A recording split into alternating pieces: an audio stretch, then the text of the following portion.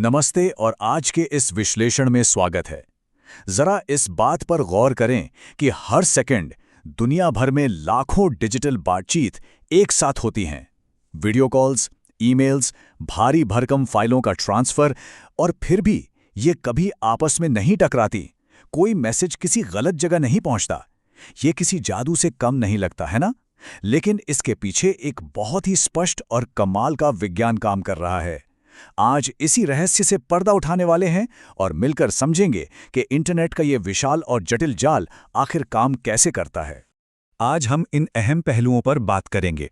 सबसे पहले इंटरनेट के लेगो ब्लॉक्स, फिर डेटा स्विचिंग, उसके बाद IPv4 एड्रेसिंग और सबनेटिंग के गणित को समझेंगे, फिर नेटवर्क में एरर पकड़ने के तरीके, और अंत में ट्रांसपोर्ट सर्विसेज पर नजर डालेंगे। तो चलिए शुरू करते हैं पहले हिस्से से, इंटरनेट के लेगो ब्लॉक्स। इंटरनेट कोई एक अकेली विशाल मशीन नहीं है। इसे असल में कई सारे इंटरनेट सर्विस प्रोवाइडर्स यानी ISPs मिलकर चलाते हैं। इसे एक 3 टियर मॉडल के रूप में समझा जा सकता है। सबसे ऊपर टियर 1 ISPs होते हैं, जिनका नेटवर्क पूरी दुनिया में फैला होता है। फिर आते हैं टियर 2 और सबसे अंत में टियर 3, जो सीधे अंतिम उपयोगकर्ता के घर या ऑफिस तक इंटरनेट पहुंचाते हैं। दिलचस्प बात यह है कि निचले टियर वाले ISPs असल में अपने से ऊपर वाले टियर के ग्राहक होते हैं। ये एक बहुत ही जटिल लेकिन बेहतरीन तरीके से व्यवस्थित ग्लोबल टोपोलॉजी है। इस पूरे नेटवर्क के लिए स्रोत सामग्री में एक बहुत ही शानदार उदाहरण दिया गया है। इंटरनेट का विस्तार करना बिल्कुल लेगो ब्लॉक से खेलने जैसा है।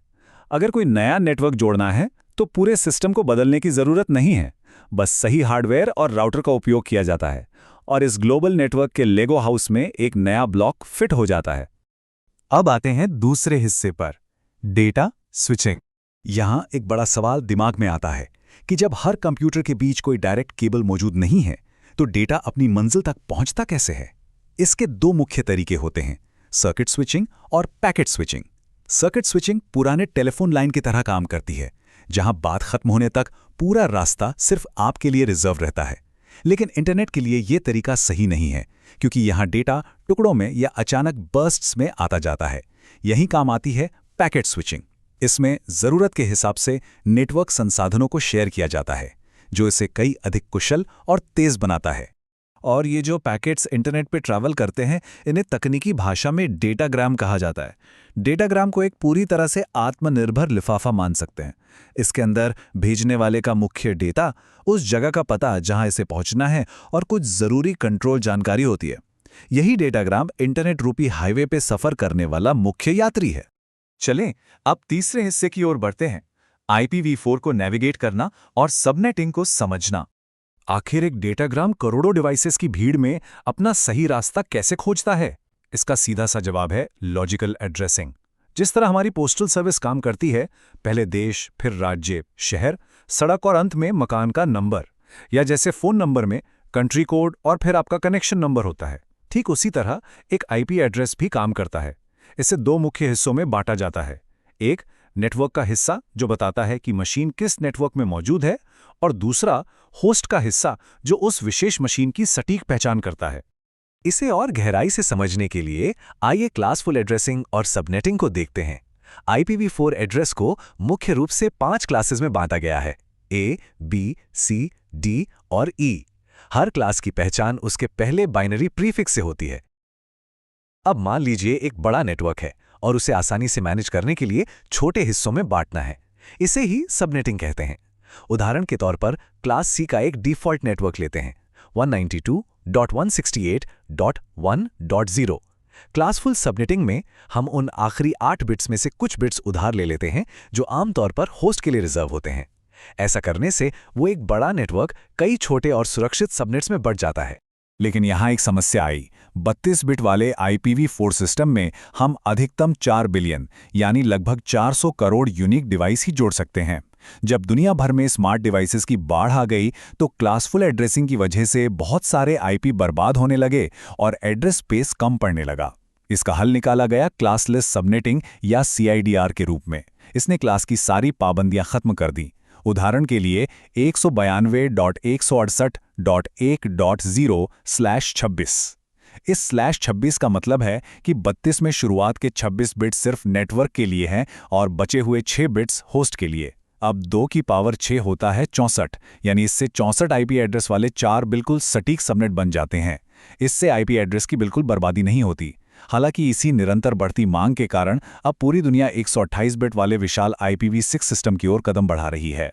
आगे बढ़ते हैं चौथे हिस्से की तरफ, एरर पकड़ना। जब डेटाग्राम तारों, राउटर्स और सिग्नल्स के जरिए लंबा सफर तय करता है, तो रास्ते में इलेक्ट्रॉनिक नॉइस के कारण उसमें गड़बड़ी आ सकती है। इस करप्ट डेटा को पकड़ने के लिए साइक्लिक रिडंडेंसी चेक यानी CRC नाम की एक बेहद शानदार गणितीय प्रक्रिया का इस्तेमाल होता है। ये एक मॉड्यूलो 2 डिवीजन है। डेटा भेजने वाला उसे ट्रांसमिट करने से पहले एक खास नंबर से डिवाइड करता है, और जो शेषफल या रिमाइंडर बचता है उसे एरर चेकिंग बिट्स के रूप में डेटा के अंत में जोड़ देता है। जब डेटा पहुंचता है तो प्राप्त करने वाला भी यही गणित दोहराता है।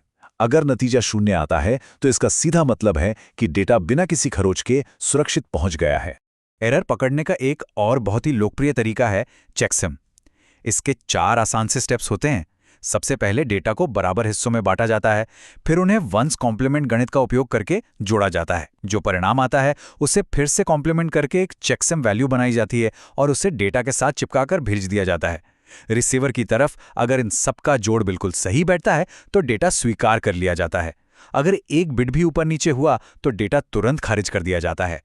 और अब हमारे विश्लेषण का अंतिम हिस्सा, ट्रांसपोर्ट सर्विसेज। जब डेटाग्राम अपना रास्ता खोजते हुए सही पते पर पहुंच जाता है तो उस फाइनल डिलीवरी को सुनिश्चित करने का काम ट्रांसपोर्ट लेयर का होता है। यहां मुख्य रूप से 2 प्रोटोकॉल राज करते हैं, TCP और UDP। जब कोई ज़रूरी फाइल ट्रांसफ़र करनी हो या ईमेल भेजना हो तो TCP का उपयोग होता है, क्योंकि यह हैंडशेकिंग के जरिए एक सुरक्षित कनेक्शन बनाता है और गारंटी देता है कि हर एक पैकेट सही सलामत पहुंच गया है।